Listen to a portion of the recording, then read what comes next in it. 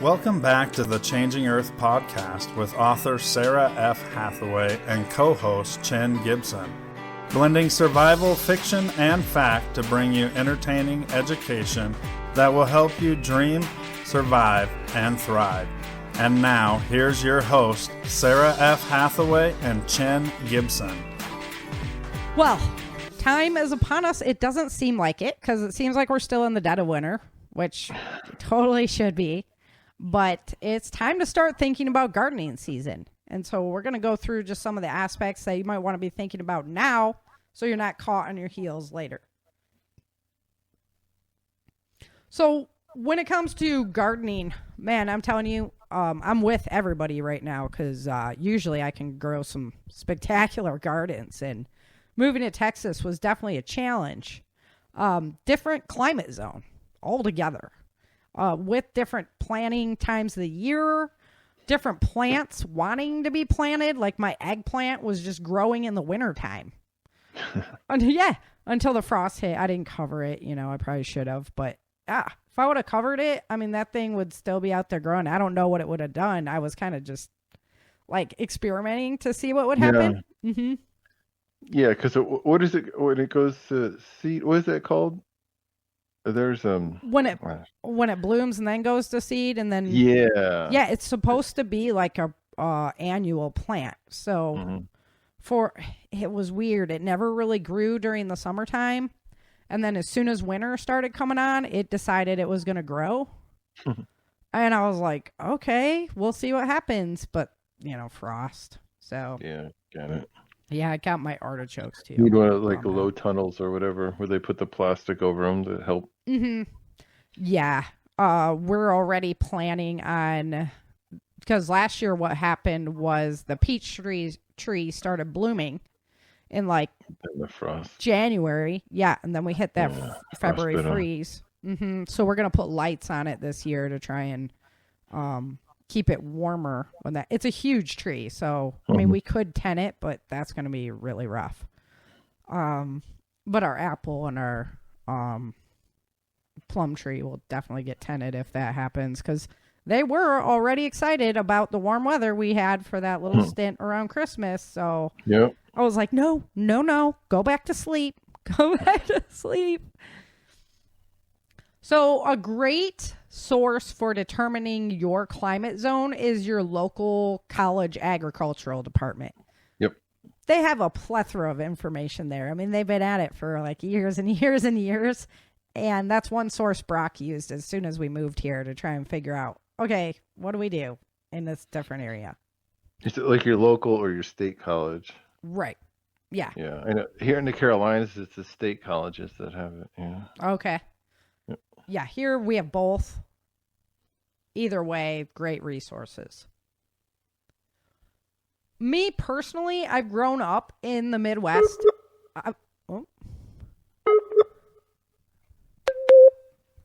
Did I lose you, Chin? No. Can you hear me? Yeah. Nope. I was getting a ring. Weird. Hey, that's what happens when you're live casting, I guess. Yeah, it was ringing. Yeah. Oh, well. If I missed something, I missed it now, didn't I? Anyway, grew up in the Midwest. I grew lots of gardens and whatnot in the Sierra Nevada mountains. And now coming here, you'd think it's it's the same, right? Oh, you're just planting a seed and moving on and do it. It's so different. So I'm back with the newbies who are learning how to determine soil, water schedules, proper seeds in certain areas. I'm right there with you again, guys. So I'll be sharing my trials and tribulations. How much would it suck too if you had to bug out to a different zone? Right. And everything, everything you knew is now different. And the Earth's actually changing too. So we got to keep up with this. I liked your idea about testing the soil. Yeah, to see what you need to start prepping. Yes. The soil, the garden. Right. Out here, it's a really sandy loam. So we actually brought in soil and to bolster, and we did better with that. However, the sandy loam is a drainage soil, right? And the soil that we brought in doesn't drain as well, so it actually held the water longer. Ponding, yeah. So again, there's all kinds of different little nuances that you've got to learn. So I found a cool article on Simply Gardening. It's the 9 best kits. However, they only listed 7, which I found kind of strange since I said it was the 9 best. But, either way. So there's the strips that you can use for testing soil. And these are like, we use these in chemistry class in high school. If you have a pool, you might have used the test strips to test the pH level. And soil pH is really, really important. You don't want it, too hot. You want it perfect for whatever you're trying to germinate there. So, they also have, Green Tutor Soil pH Kit. That's a good strip kit. And the strips are obviously going to be the cheapest. But then they had the Sonkir, Sonkir soil pH meter, and it's the double probe meter. It was kind of extravagant looking. It has like these 2 huge probes that go down into your soil. But you don't have to collect and like mix it with water or anything like that. So that was kind of cool. I'm not sure. That one I bet you have to pay a lot for. Essentials pH tester. This was a digital water resistant pH tester. So those are really good if you have like hydroponic gardens or aquaponic gardens. You can also use it for like fish tanks and things like that. So I bet you it's a little bit more expensive as well. You have to do the water slurry though.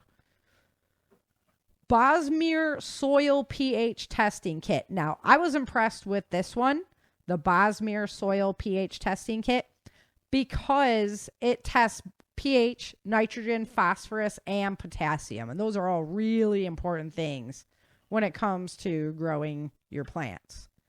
So, bet you that one is a little bit more expensive though. And they said it was like harder to read. Yeah, it's like a chemistry set, So, I don't know. I've never tested my soil, by the way, ever. Not once. I haven't either. I've heard people doing it though. People that I know that have been pretty successful gardeners. Right. And I know that, probably should. So I'm actually, I have pH stuff for the pool too. And I would assume it would take some of the guess and trial and error out of your setup. Yeah. Like what do we need? If you just kind of knew what you're dealing with before you started just broadcasting stuff across the dirt. The Lustre leaf rapid test.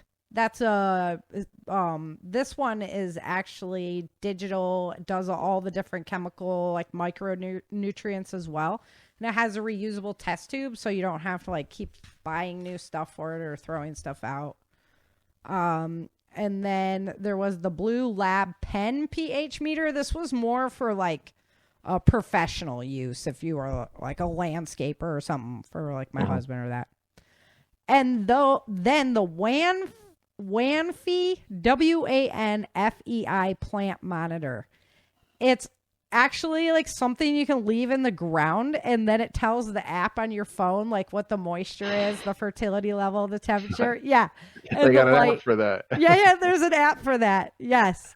So wait, how come now you're suggesting apps? It was on the list. I was the app guy on the show. I had to research this part because I haven't actually like tested the soil, but Brock says you can also send soil samples, like your local nursery can do it for you. And then the colleges again too. I just posted like an example, like Clemson here in South Carolina has they have like little like garden centers around the state where they do like testing and stuff, soil sampling and things. Yeah. So this one I had to research a little bit because I didn't really have the personal history to draw upon. Most of the time, we use a lot of herbivore poop. And I mean, if you want more nitrogen, you can make an herbivore poop tea. Tea, right? Yeah. And you can just super nitrate it up at that point. We tend to add a lot more nutrients in the off season because we use the same ground over and over and over again. Yeah. So when you're getting a pH tester or a soil tester, few things to consider. The device matches your requirements. How much are you going to use it? So versus what you're going to pay for it kind of thing. Just that it's accurate and reliable, easy to use, understand, and maintain. I mean, you're going to use it, and then you might not use it for a couple months, so it needs to be easy to maintain. And the features make it price worthy. So, and that goes back to matching your requirements of it. So a lot of interesting stuff. It's a big world of soil testing for your gardens. Yeah. Which I was not aware. Yeah. Are you going testing? I should. Yeah. I wonder how the buckets test out. Do you replace the soil in your buckets every year in your container gardens? Yeah, I emptied it all out this year. Well, so we bought a like a cattle watering trough. Oh, and put that up on the porch, and then I just bought dirt and put it in there. Yep. So I just last weekend I emptied it out, so I'll have to refill it. I just figured, it's a lot of nutrient had to be sapped out of it. Oh yeah. It's a enclosed ecosystem, so it's not like really getting. We would do like half dirt replacement in them because we had the troughs too. We'd do like half dirt replacement in them, and then just we always had the poo right from the animals. We could use that from the chickens and whatnot. One thing I found out about with the chicken manure though is we always have wood shavings with our chickens, and when you put the wood shavings into the garden as well, they can actually be a moisture absorber and pull that away from the plants, even though they help to add that space. Yeah. So it's kind of like 6 of one, half dozen the other. How much of the wood shavings do you actually want in your garden? Yeah, something to think about. For sure. I have a friend that raises rabbits, so I'm trying to get in on some of that action. Get some rabbit poop. Oh, rabbit poop is the best. I'm actually gonna say that later. That it is actually the best. Yep. So, and it's what not like chicken's hot, right? Super nitrogen. Yeah. Let it rest or whatever.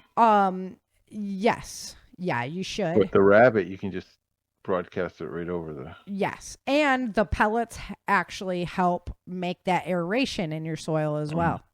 Yep. Llama manure is really good for it as well.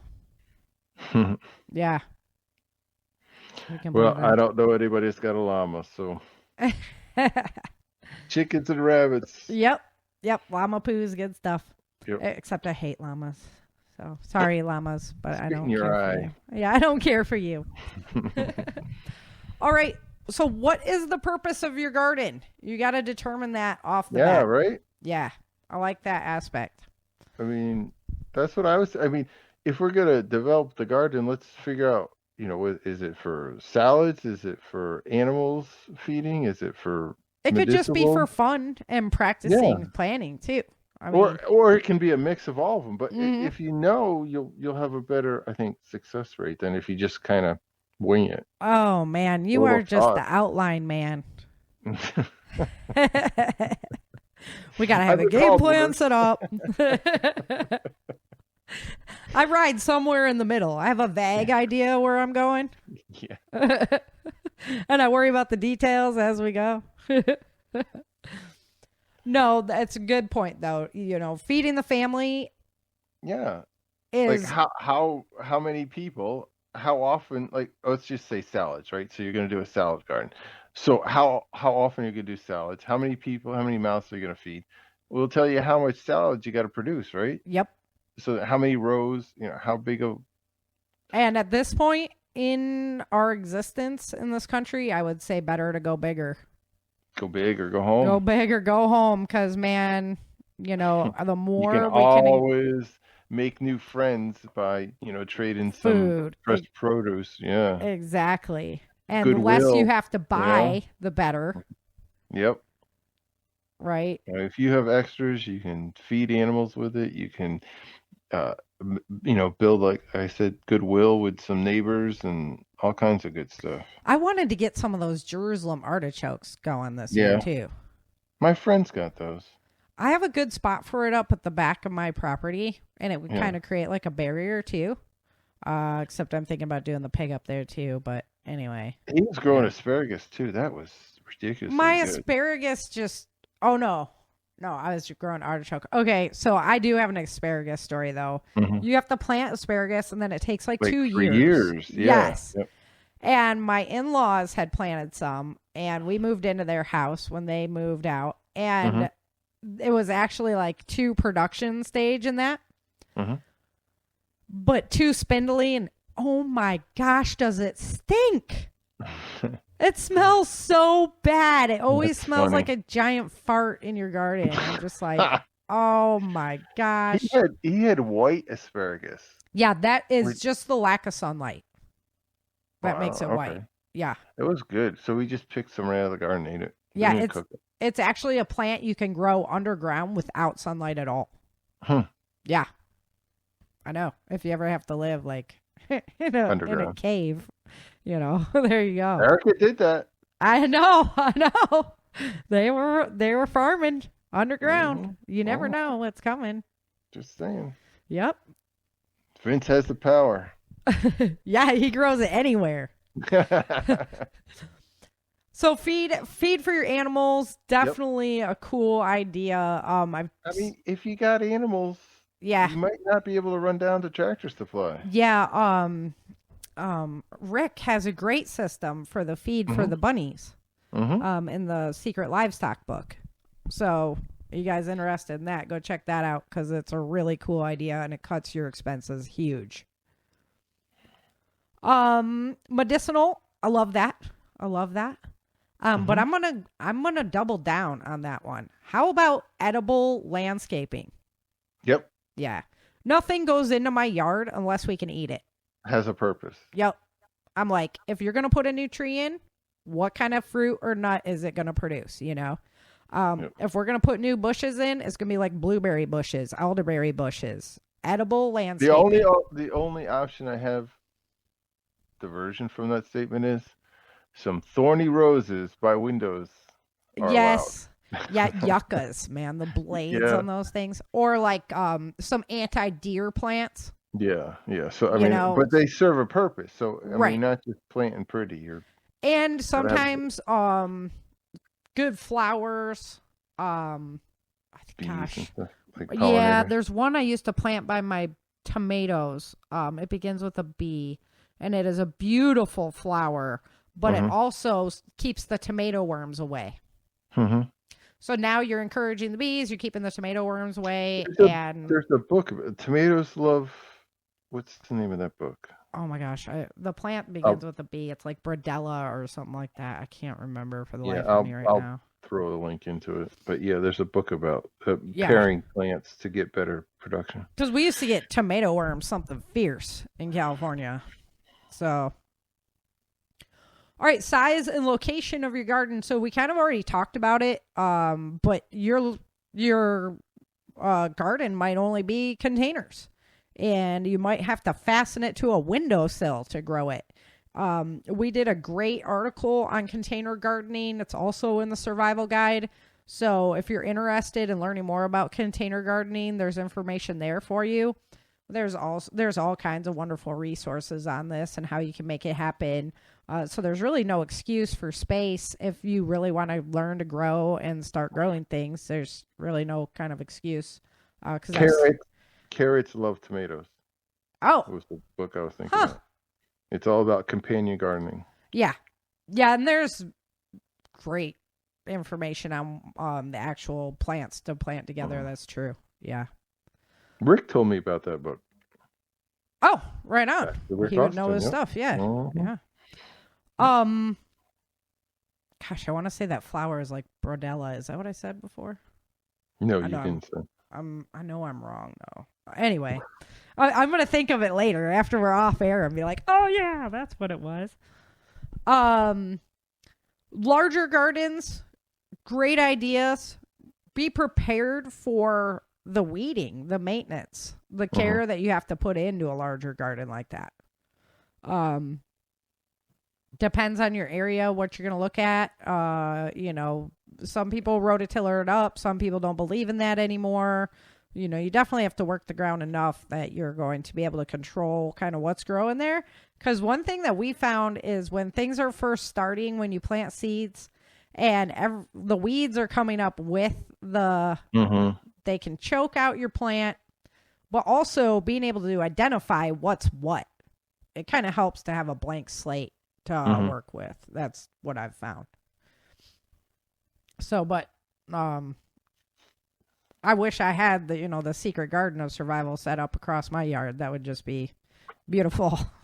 Yeah, because he uses everything to his advantage, and I'm not sure how that works in pretty Texas. rose. Yeah, it's not pretty rose. No, but it's epic. It's more like Native Indians probably would have done it, right? I love it because then you don't I can eyeball out everybody around here who has a garden.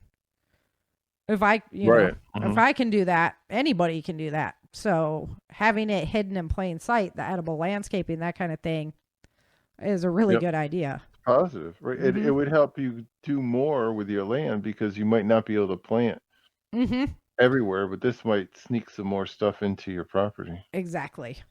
So what I found is I like to have multiple smaller beds and put them in different areas. So different levels of sunlight, shade, 12 hours, instead of just going all in on one. The other thing that we're doing this year is we're actually doing like our own hoop greenhouse type covering over our gardens. So we have 3 cinder block gardens set up. We'll just plant T-posts, put PVC pipe over the top of them, and then put the fabric above them. And that way we're in control more of what's happening climatary with them, because Texas is just a challenge. So we're like, okay, now we have to control your season and control the beginning and end. Exactly. Yep. Exactly. How much sun is getting, how much rain even, because it comes in such variance that it's like, okay, don't water, because it's raining. Too much rain. Now you're getting root rot, Yeah. So I've noticed there's a lot of greenhouses around here too, and I'm starting to understand why. So it's been a challenge. All right, seed varieties and quantities. Now, I don't obviously I'm not sponsored by them or anything, but my personal favorite is Burpees. Yep. Their seeds are awesome, and I've grown some of the hugest gardens with beautiful vegetables and everything when I went all in on Burpees. Their heirloom seeds are just fantastic, and we did really well with that. So, have you used it in both locations now? I have it here. It's just been the last, okay. That's one of the reasons why I agreed to do this topic today, was to get me thinking, because this year I want to order all Burpees again, because a lot of times we're like, oh, we'll just buy whatever. I did get some Burpees seeds last year because I like to order directly from the company, but I think Tractor Supply carries Burpees seeds. And so I did have some of them last year, but I'd rather go direct to the company. That's where I had the most success. And they're a good company anyway. I'll support them. And if you do it online, you can, because a lot of them, they'll have like this easy to grow, or this is, whatever. It's and for more your water, climate. more sun, right? Your zone. Exactly. Because something that grows super awesome in Michigan is not going to grow super awesome in Texas. Right. Yeah. So, the Ice Age farmer talks a lot about that. When you're saving your own seeds and reusing, learning how to do that, which is a really cool process as well that I highly recommend to people. When you do that, those specific plants are best for your specific area, and you're going to keep, like genetically favoring the ones that work in your area, which will give you more success in the future. Right, because it's what grew. Exactly. Is what you're harvesting. Exactly. The ones that died off aren't making the exactly for next year. It was a great point of view Mm-hmm. to look at it that way. It makes complete sense. Yep. Always get heirloom seeds. Believe it or not, they make these plants nowadays that you can't re-germinate the seeds that come from the plants. Which it's kind of against nature, I would think, but it's about the money. It's about the money, right? So, heirloom seeds are the best. You should be able to grow them and harvest the seeds off of them. When you're thinking about how many seeds you need, it's never a bad idea to have extra. You should have 3 years of seeds stored up in your stocks. Because you could fail year 1, you could fail year 2, But at least you still got year 3 behind that, and something's going to grow. 2 is 1, continuing through our gardening practices. Exactly what it is. Exactly. Yeah. And then think realistically when you're planting about the production and storage requirements. Right. I had a friend who planted like 35 tomato plants. Well, come on now. On good years, I can grow like 5 tomato plants and feed 3 households with it. So 30 of them, and maybe it's because it's Texas and they don't like you don't get the bounty off of the one that you do in other areas. I could buy that, but think realistically. I mean, you don't need 8 zucchini plants. Yep. Zucchini is something that you can't really store for the long haul. So why have that many? It's just going to be a pain in the butt ski, waste of water and nutrients. Plant what's realistic for your family, for whatever you're doing. The biggest gardens that I grew, we literally took care of 3 households all year long. And I never had 30 tomato plants to do that. Or, I had 15 cucumbers, I think was the most cucumber plants I had in. And we used to do just fine feeding 3 households for the year with vegetables. So once you get it dialed in, you don't really need to go like super aggro. All right. So scheduling, here's the chin topic right here. This is you, man. Schedule for seed start, soil prep, and planting, general maintenance. Yeah. See, we got a late start last year. And I think it hurt our production. Well, yeah. I mean, we're a patio garden, so it's not like right, I wasn't but still. working the back 40. But we're trying to learn, right? So exactly. That's why, like, this weekend we were talking. At least the wife and I were talking about it, right? Which spurred the thing. Hey, what about this for a topic for the show? But I think we need to get better grasp on scheduling, so you can actually write it down in your calendar, and not forget about it, because you'll get off busy. Doing life, right? Yeah. And you'll miss that window, and it's not something that you can just put off. I mean, no. Nature doesn't just like wait for you. You got to do it when you got to do it. Once you drop the ball, it's done for the year. It's like playing catch now you're up behind. is really hard in the garden. Yeah, you can't because everything has their bloom cycles and things like that. If the weather's cooperative with you, So it's not only your getting on it and then the weather has to actually cooperate with you, which has been kind of interesting this past few years. All right. So a lot of seeds can be started inside. This is where I've kind of falter sometimes. I miss the start them inside window. Yeah, that's what we tried to do last year. Yeah. And there's a lot of really cool kits for it. I did one last year that was like this peat moss kiss from peat moss. Kissing that peat moss. Yes. Yummy. It worked pretty good. I wasn't really happy when it they sprouted well, but I wasn't happy when it came to planting them. It just seemed to stifle the plants, so I probably won't do that again. I don't know. I would like to hear from somebody on what your suggestion is on good starter. Honestly, I'm thinking this year about doing the eggshell. Yeah, yeah. Yeah, so you take the empty eggshell and put In the dirt in there and eggshell, grow yeah. the seed in there because, that's just nutrients for it and there's no way it's going to like stifle it and keep it in later. Mm-hmm. I don't know. I have like the egg carton plan. I always have a hard time getting them out of there. Then your dirt's falling off of your seed and that, or off of your plant when you're trying to get it in the ground. Now it's just roots. Blah. It's, So that's been one of my problems. And then I'm not very patient either. So I don't wait for like the plant to be big enough. So there's the main problem. Yeah. I'm like, okay, it's ready to go in the ground. Boop. No, it's not. So, yeah. It's been a struggle for me with the indoor growing, but I do really good outdoors, so. Yeah. Root vegetables and stuff like that. I've actually started that stuff inside just for fun. It doesn't really work out very well. Those ones you want to just start in the garden, like your beets and things like that. When you're planting, you should know the plant. So, for example, cucumbers, when you're planting them, they like to have the dirt all the way up on the stem to help hold them there. And if you plant it too low, like the wind will just blow them and they'll just break and die. So that's a good thing to know, like with each plant. I really love cucumbers because we do the bread and butter pickles and things like that. So it's one of the things that I really pay attention to is making sure they like to be snuggied up with their dirt.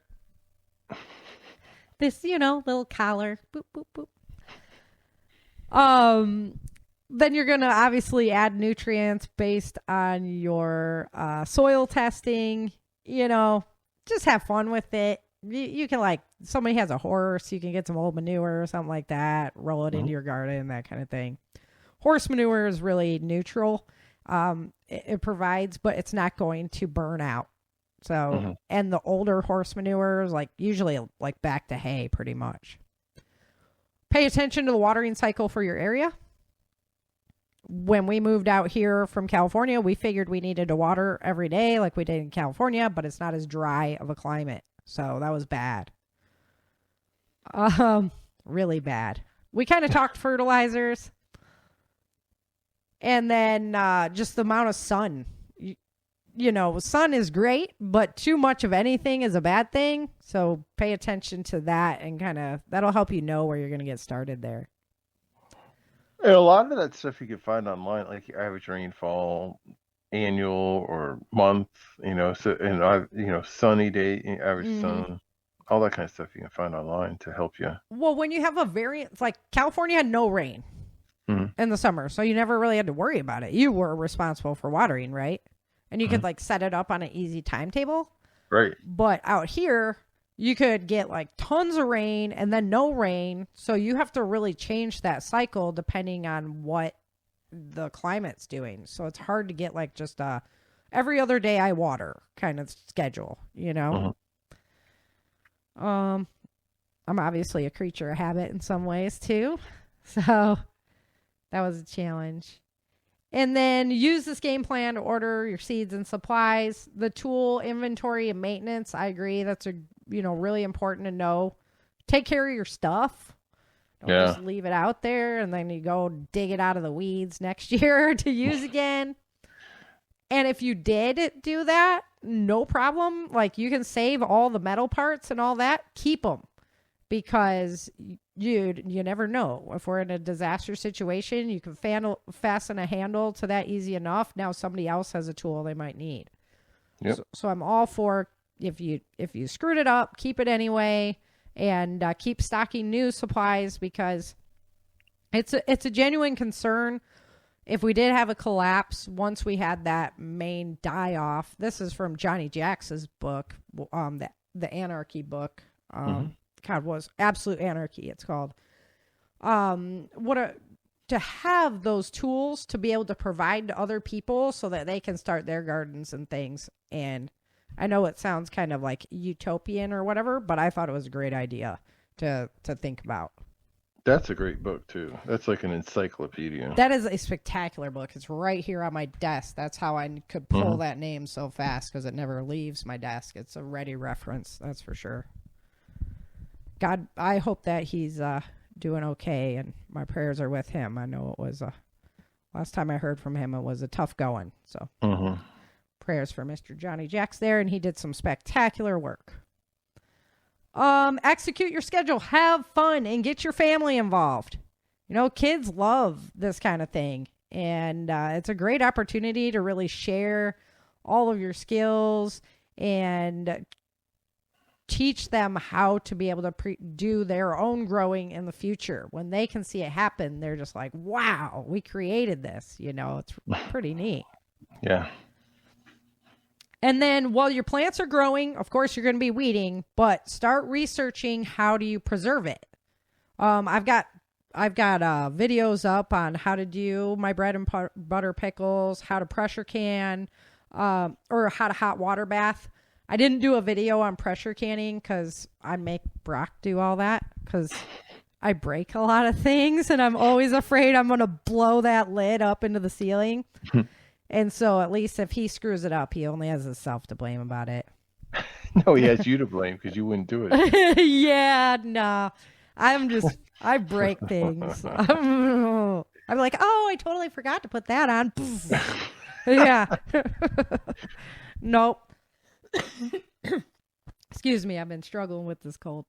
Give me a heavy bag, something like that, and I'm good to go. But, you know, pressure canner, nope. And then think about recipes that you can put into action for when you have an overabundance.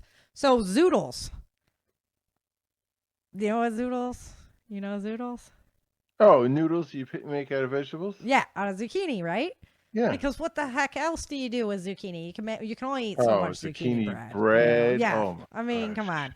My mom used to make that all the time. Yeah. Obviously, because she was trying to get rid of zucchini, but yes. Mom, enough already. I know, like so much zucchini. That's why I say, like, when you're planning, like, think realistically. Don't just be like, oh, we're gonna plant all this stuff, and then we'll have no idea what to do with it after. So those